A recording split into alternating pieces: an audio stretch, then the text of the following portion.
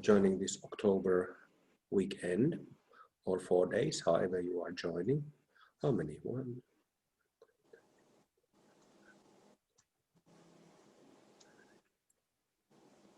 21 people plus myself, 22. When I was a kid and I played hockey, my number was 22. I don't know where I picked that up, but I like that number. I played like 2 winters when I was 7 or 8 years old, and I wasn't very good. I was, yeah. If you have seen like small kids playing hockey or football or any team sport, basically, it's kind of cute to observe. Okay, ladies and gents. So,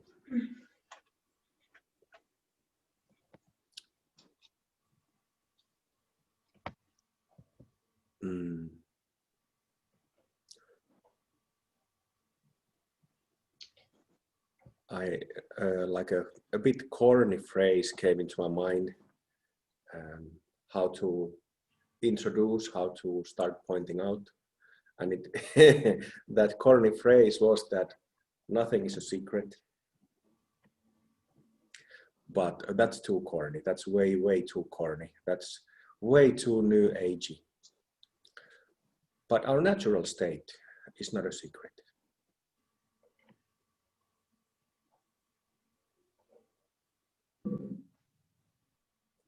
It's a beautiful, beautiful, this our original being, full of love, full of light, completely pure, completely clear, always perfect, always full.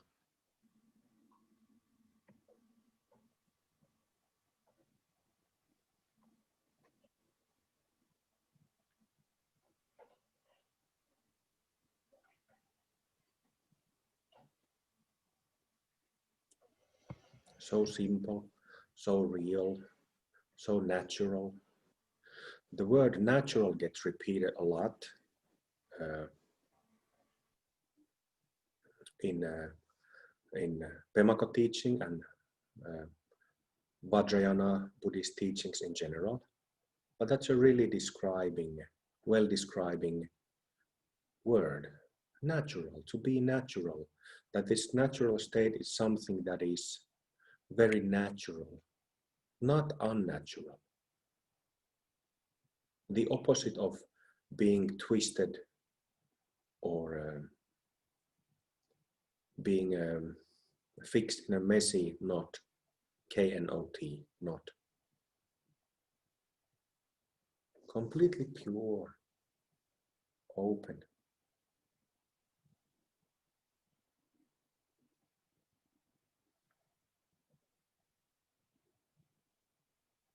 Pure and fresh.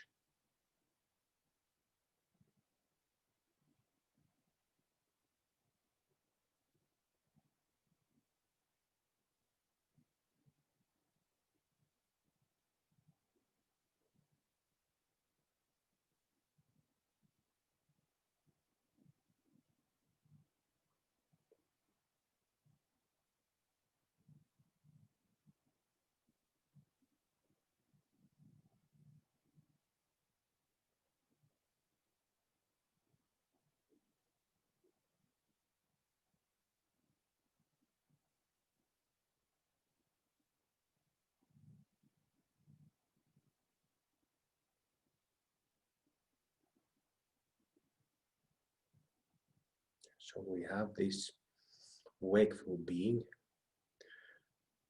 inside the sleepful being, our sleepful form, our sleepy form, samsaric form, that is always perfect and pure. Never tainted, never dirtied by negativity,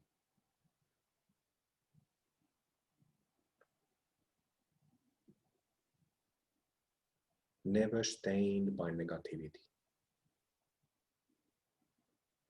You can think of all those numerous times and that we've had a fit of anger or a fit of rage or a fit of something, emotional peak. That's not it.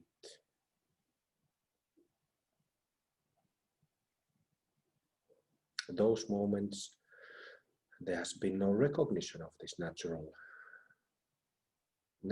condition, natural wakefulness.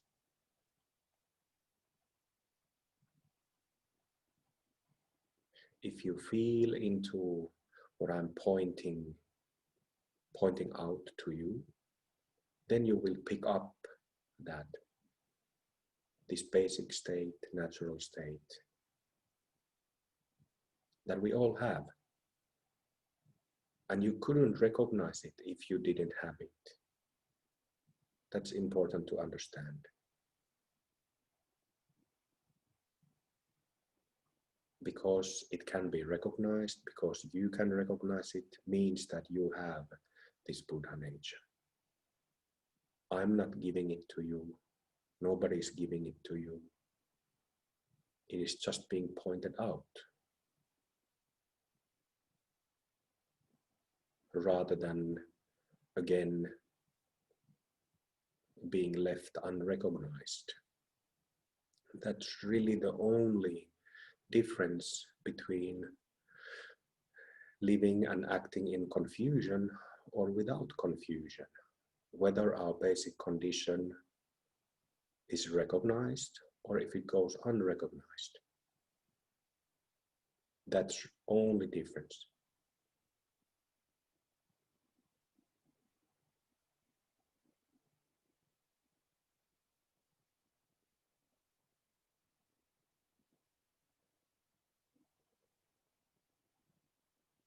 Fresh, pure, you could say clean in a sense. You know, when we have a fight with somebody, we spit insults at others with furrowed brows, you know, with beastly demonic faces, showing our teeth, those kind of fights. How does it feel, all those past moments of anger or fear or anxiety now?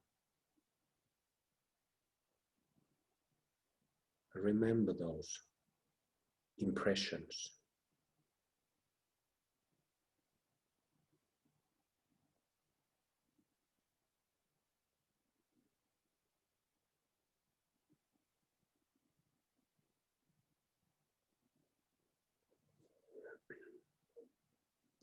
And compare.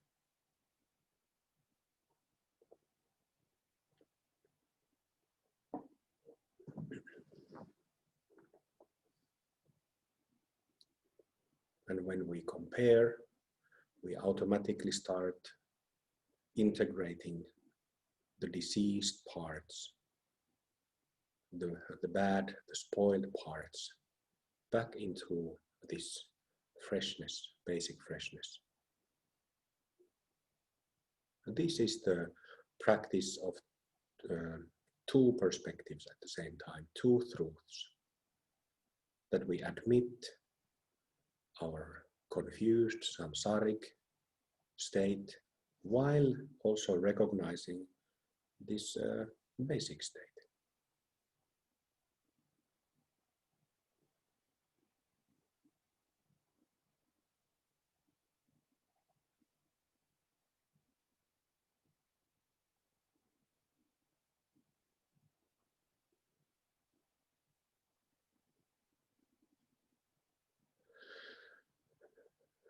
It's like a radiation of joy, radiation of love from every pore of your skin. Radiation of joy from the heels, from the toes, from the feet.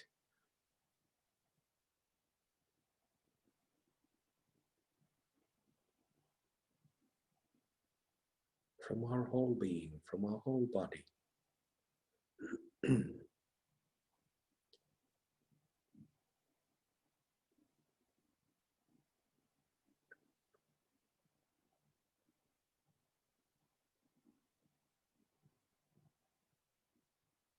Completely pure.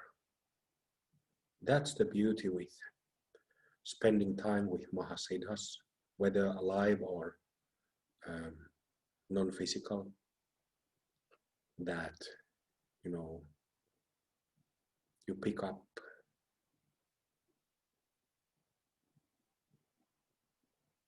automatically, your body-mind gets tuned to this basic reality.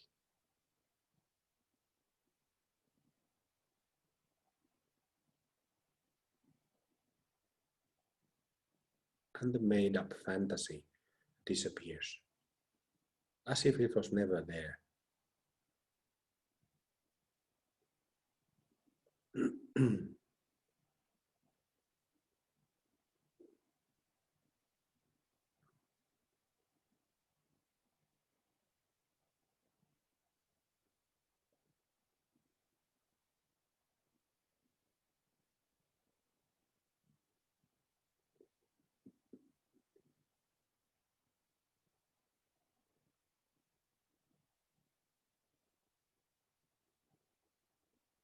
So much love that I feel like singing and dancing. Do you? You know, it feels so good.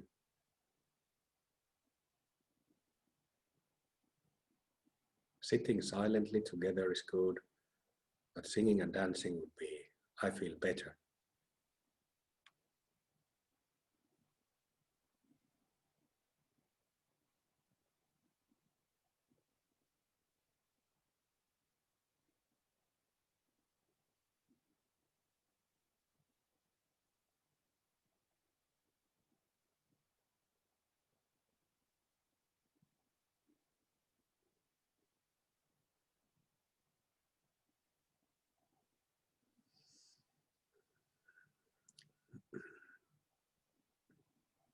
One of the ways that natural state can be seen natural and normal and basic is that when we recognize the natural state, just like we are recognizing it now, you know, we don't leave our everyday life and everyday circumstances. We don't find ourselves in some heavenly state or lowly state for that matter. We don't find ourselves in some, you know, how should I say, like a blissful intoxication, blissful heavenly intoxication or exalted state that would be apart from this reality, from this room, from this physical, from these physical surroundings and other people. It's exactly the opposite, that we truly find ourselves from this reality. It's like the distance between myself or yourself and your friends or family members, the distance disappears.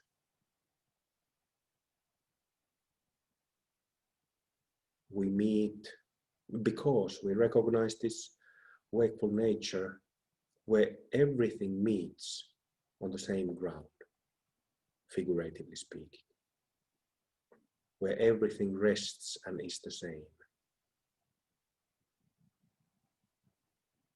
And that's wonderful. It's wonderful to have that experience, and I'm sure you have had that experience. How it feels like to meet people, meet situations in a fresh way, rather than having bigger or smaller anticipation or expectations or anxiety or nervousness. kind of coming to situations, meeting people in a plane, kind of unarmed.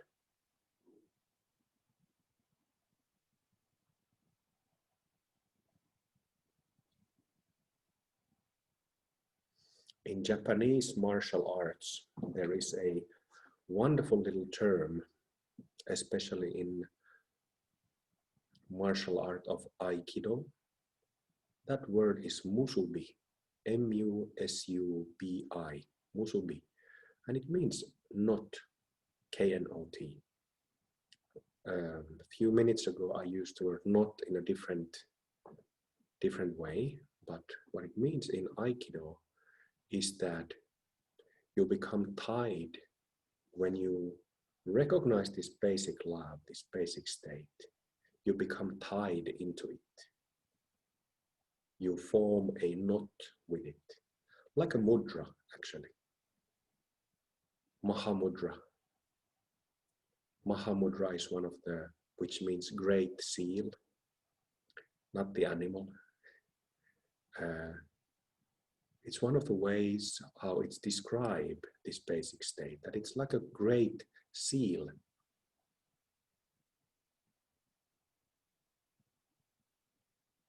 The seal that connects with everything. And that's exactly what this Japanese word musubi also means. You're connected, you're tied, you're, I don't know if you can, knotted with everything, tied into a knot with everything.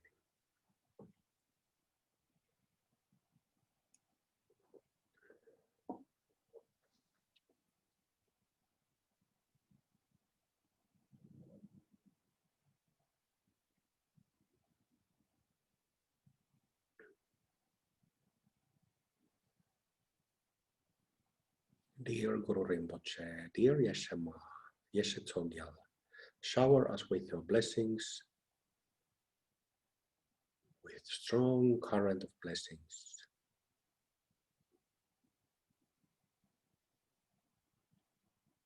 Namo Guru Rinpoche, Namo Guru Padma Sambhava, Namo Yeshe Tsogyal, Namo Karachandra Rinpoche.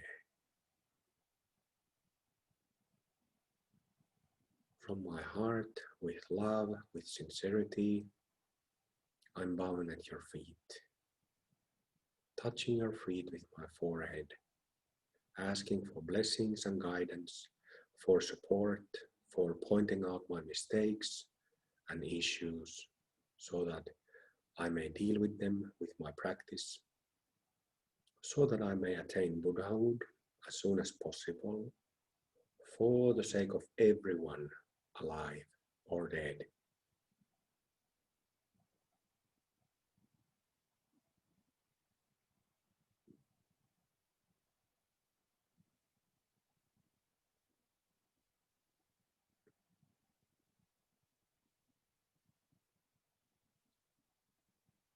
There is so much pain and suffering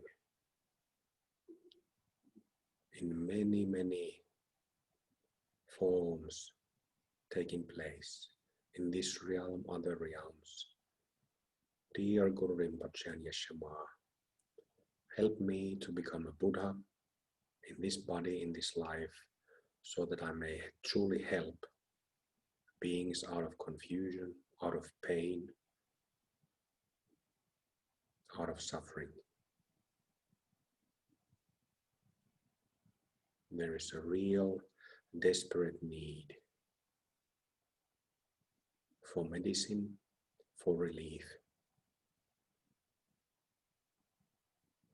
And I want to be the one, I hope to be the one who brings that medicine, who can help others. We're doing this for the sake of all sentient beings, not screwing around with small things, with pocket change. This is for all beings.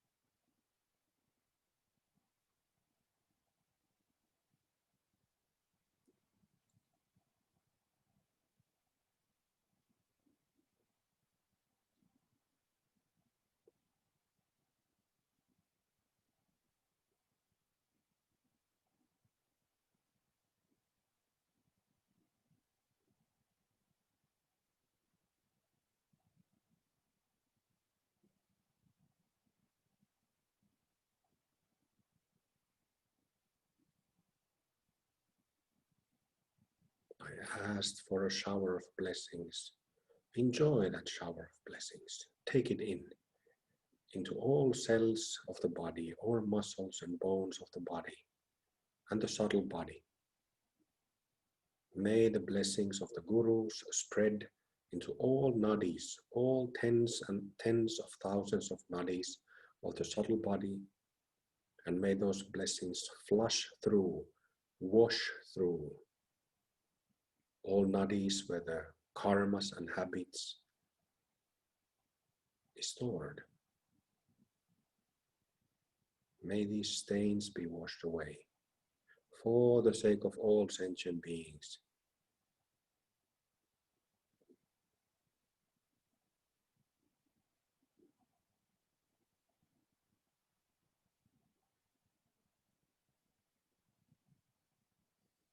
Bodhisattva vows are sort of like a training ground for Buddhas.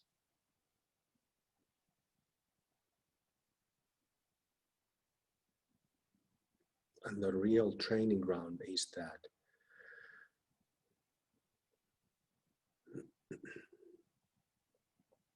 that we really practice for all sentient beings.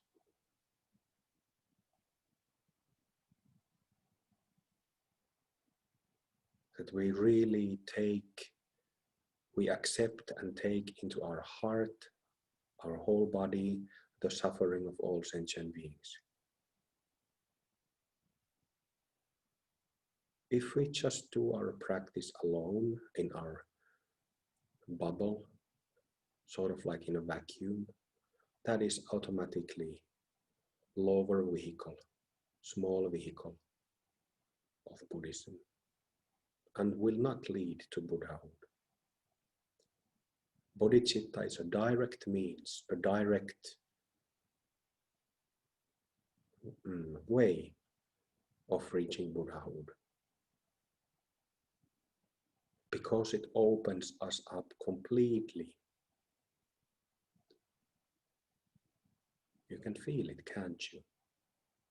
You can feel kind of like more expansion and more softness that you usually might not notice. That's because the higher bodhisattva bhumis, energy body, like close to the outer edge of the aura, opens up. Those layers are not reached if you only practice for yourself. You will not feel that softness, that expansiveness, spaciousness without bodhicitta.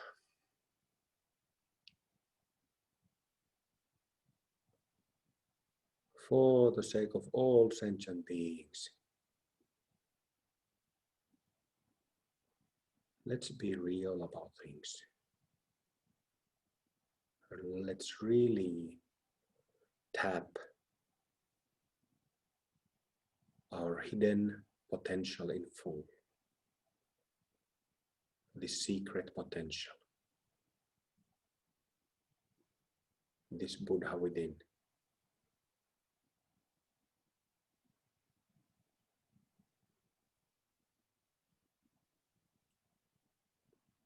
Not just playing with toys, not just doing this for the sake of little mental or emotional relief. That is fine, it's fine to feel calm and have mental and emotional relief and clarity. But beyond that, beyond our own self-based concerns, is what the bodhicitta takes us.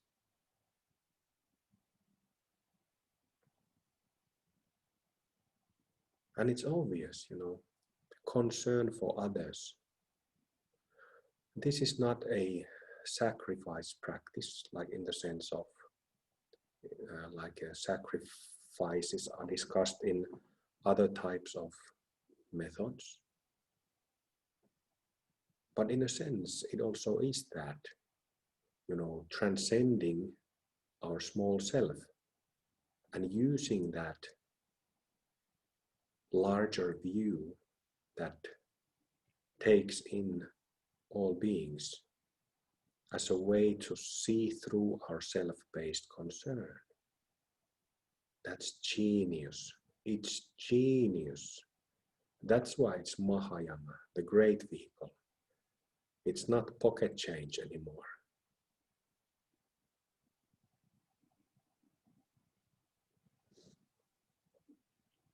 And it's very obvious.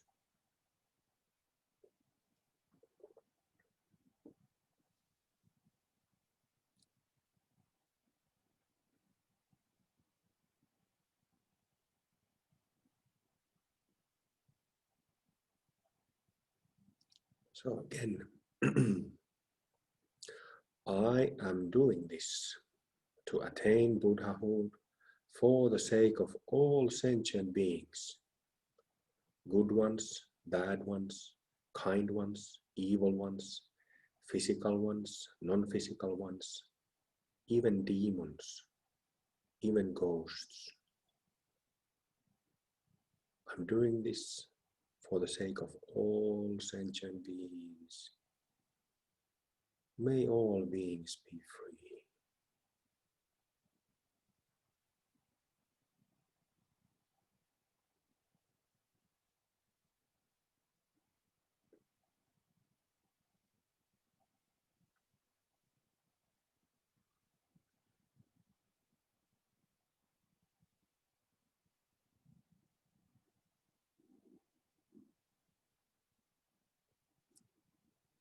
We are being tied, making a musubi with that basic ground at the moment. Our energy body is being deeper and more deeply integrated with it. This is what bodhicitta does. That's what I mean with transcending the small self, or transcending like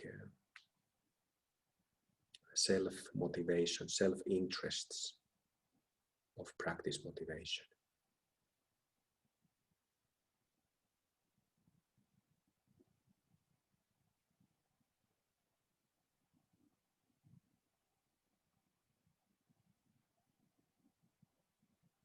Can you feel your energy body opening up in places where you didn't feel it before, in ways you didn't feel it before?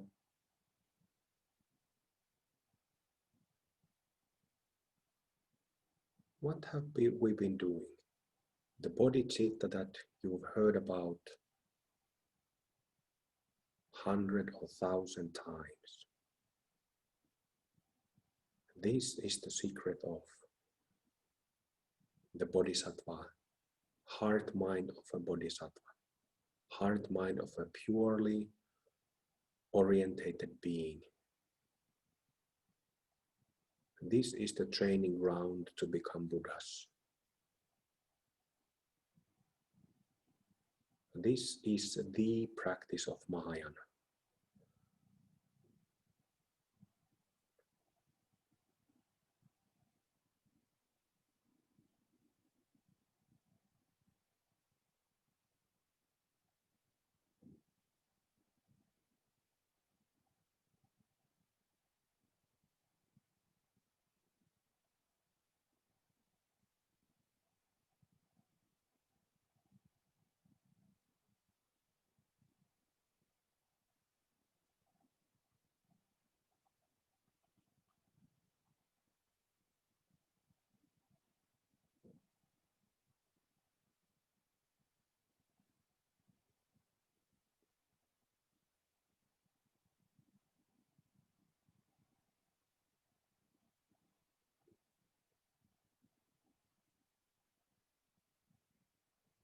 It's intense, it can feel intense, because that grace of basic wakefulness, it has intensity to it.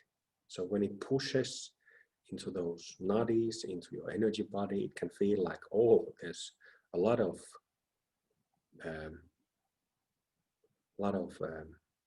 power there, a lot of force. And because, this is very good, this is excellent experience. Sooner or later, depending on our advancement, we'll start feeling tired because of that friction, because the fantasy body and reality body meets. There is some friction, even though it feels good, at some point you might feel tired. Not yet, though, but this is the reason why when I teach, we always have these short lying down breaks. We really continue, always push it to the limits, because that's the only way to do that. If you just stick with what you have, you are basically settling for the samsaric state, and that's not good enough. It's not good enough for Mahayanis.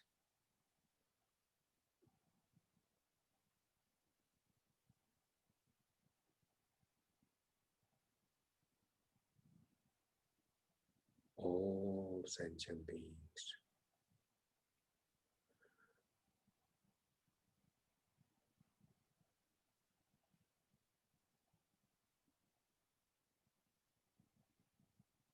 When we tap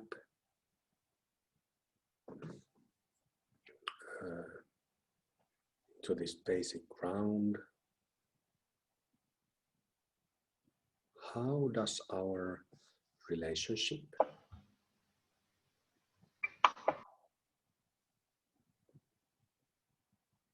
change with external world and external beings external to us? Think about it for a moment.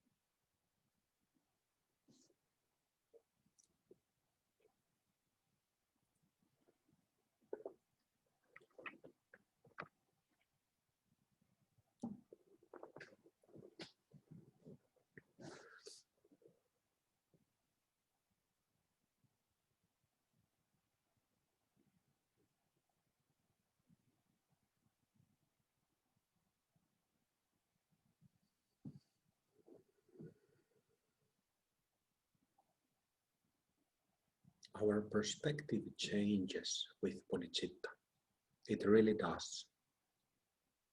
Even practitioners who don't workshop or practice bodhicitta like we do, it changes people.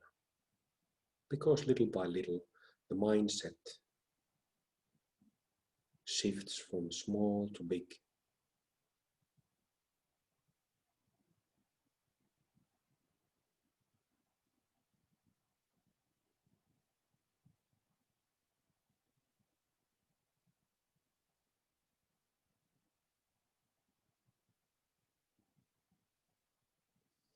So what we are doing with bodhicitta is that we are emulating, right now with this exercise, we are emulating our Buddha nature. We are emulating what we already have. But because we have baggage, that's why there is also that friction with the karmic body.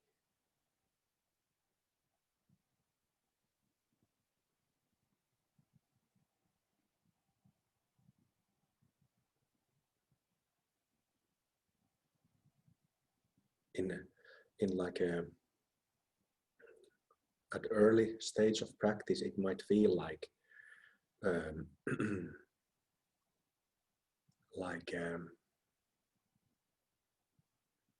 as if we go into this pure wakeful state with our stuff. It can feel that way, as if we enter this pure, fresh, wakeful state. Little bit further down the line, it feels the opposite. You recognize yourself as this basic state. You already are that, but then you feel that, there is this grace, this dynamic power reaches or expands towards whatever is left of the karmic body.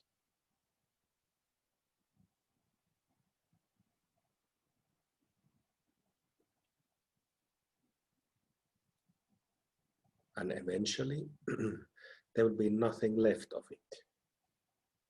There will be nothing left of fantasy. There will be not a single negative thought or emotion or impression taking place in your mind. Never. This is what the Mahasiddhas say. Some of you might have experienced it for a moment. That sometimes this karmic body, samsaric body, completely disappears. Not just partially, but entirely. And then we can have a taste that, oh, they were right. Dilgo Khyentse Rinpoche was right when he said that all negativity will go.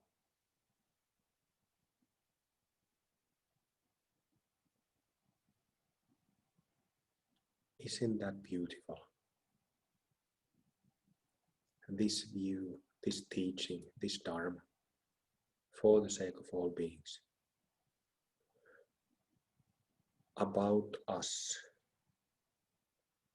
about every one of you and myself.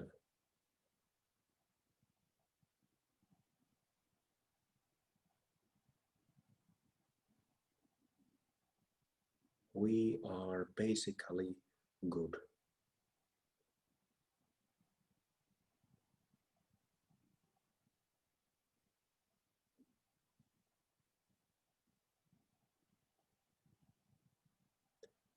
For the sake of all sentient beings, may all beings be free. May all beings be free. May all beings be free.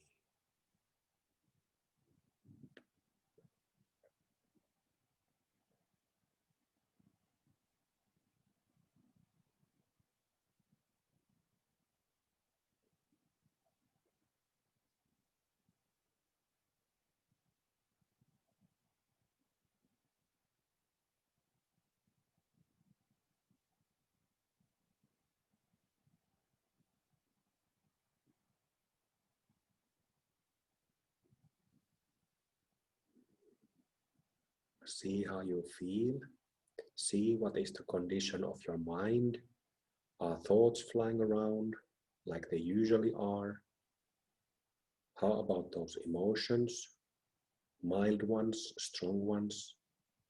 How about restlessness? How about murkiness? How do you feel now? How do you feel now compared to the usual?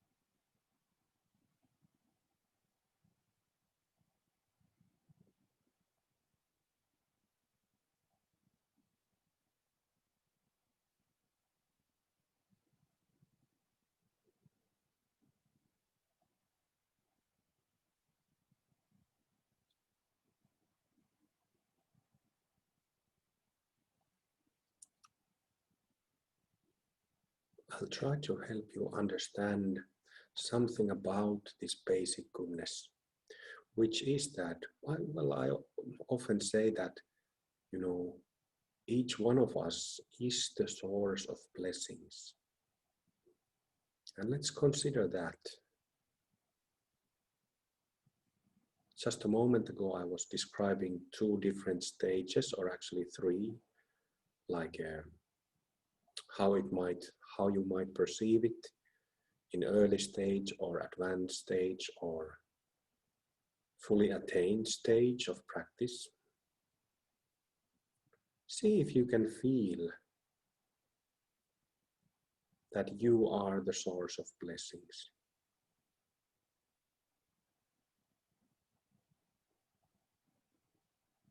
Am I really? See if that is the case. See if that is correct in your own experience.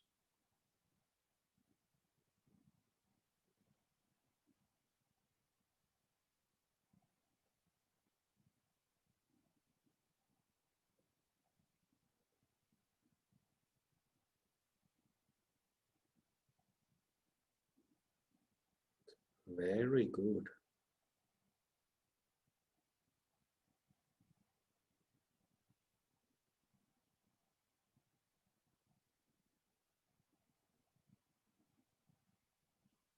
You have to be sure, you have to come up with a clear answer to this question.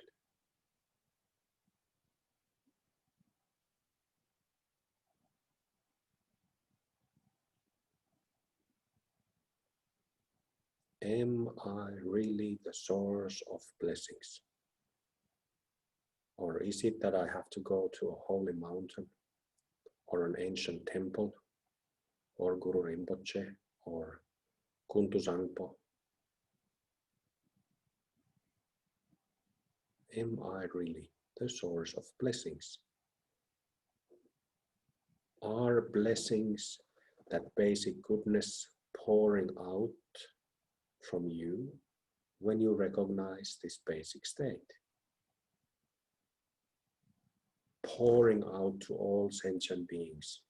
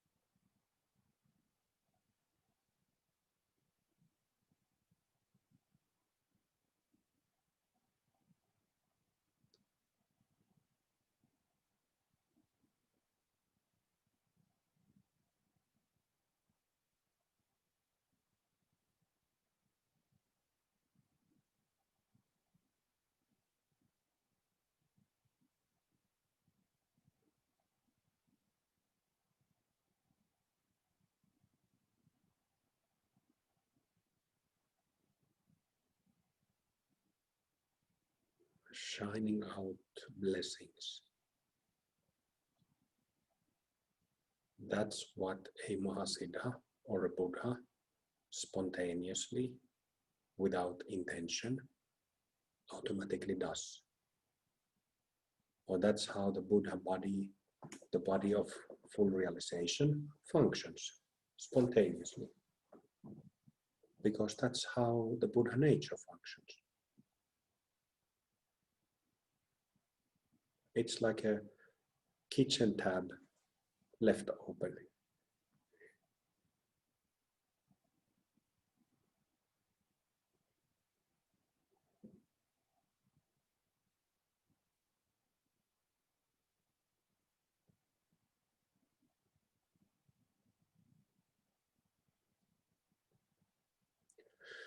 for the sake of all sentient beings, again and again and again.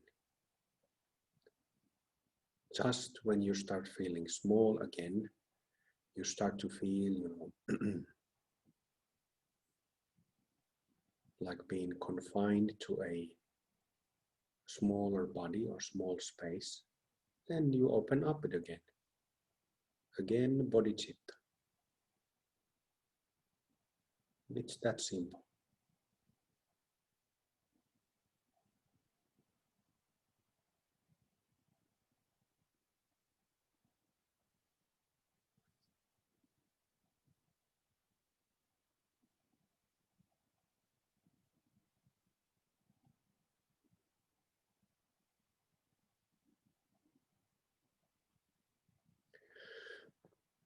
So here,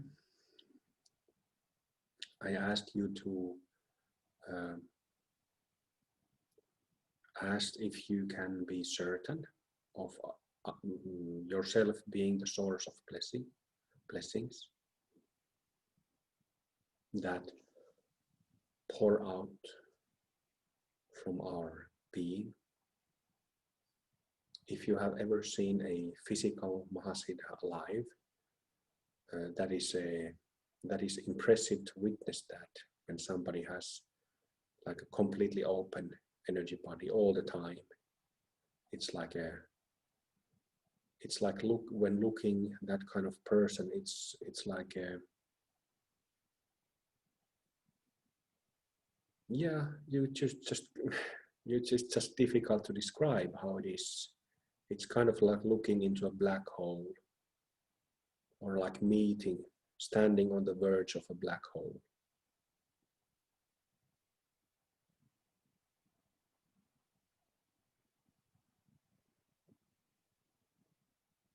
Ammachi is like that, hugging Saint Amma. She's the only Mahasiddha in the flesh that I've met. There are a couple of others, I think.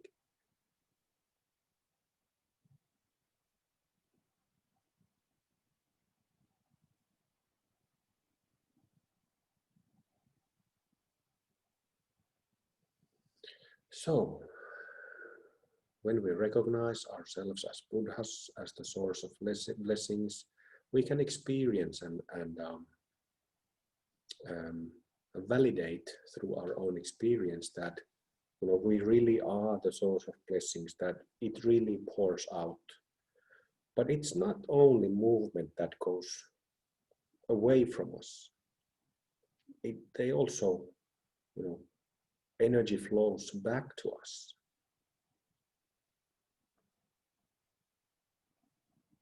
Feel that. When now in the recognition of the basic state, feel energy coming to you.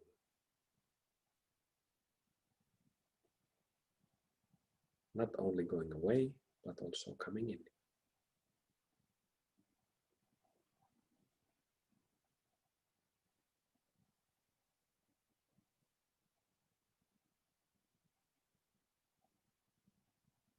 This is also an excellent little trick to pop that bubble. If we have a bubble, self-based concern.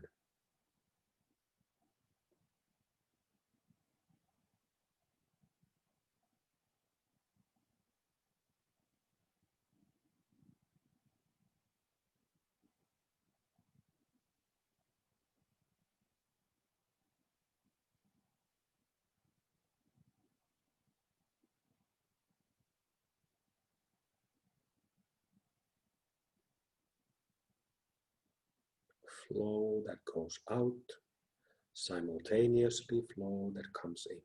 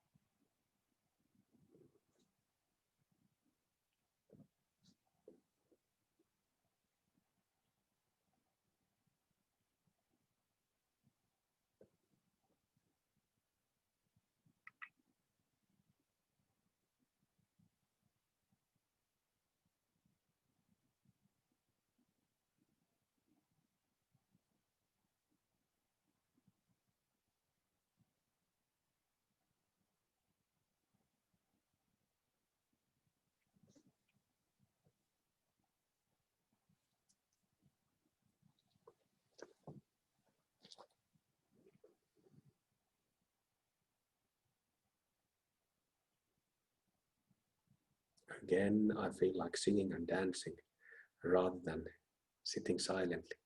Do you feel like that as well?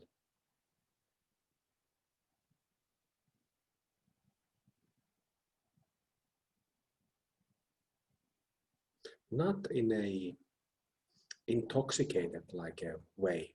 Not when, when you take a few drinks, you feel like, oh, I feel like dancing. Not in a way like that.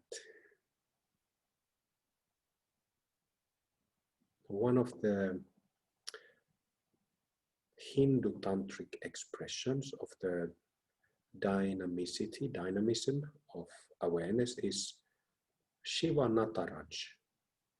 Shiva in the form of like dancing Shiva. You might have seen it, like this male figure that has a dancing pose.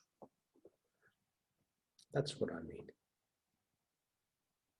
It's just dynamic, and a perfect dynamic expression. Well, everything is perfect dynamic expression, any activity, but dancing comes to mind first, and singing.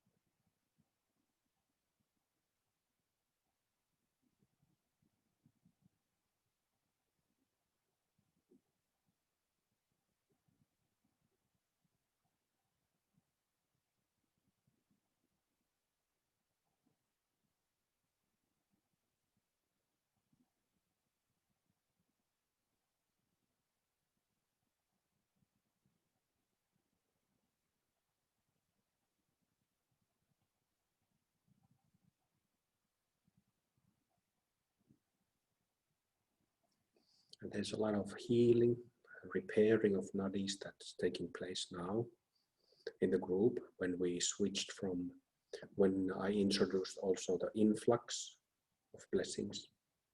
So let that keep going.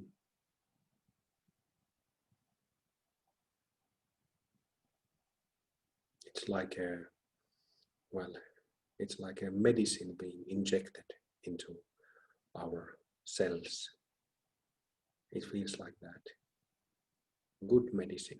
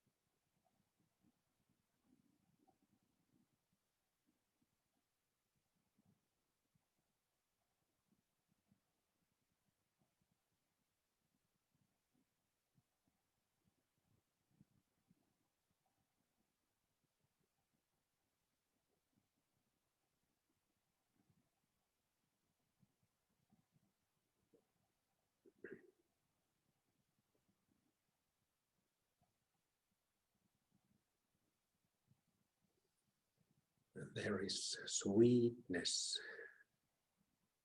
to ourselves as Buddhas. Sweetness, kindness.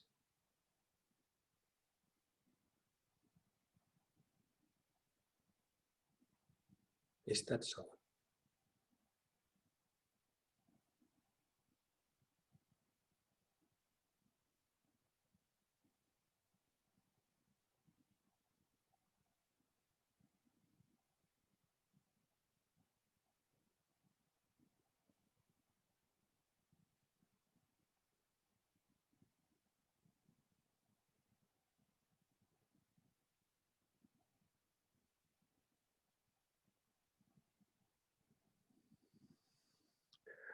Let's stay with it.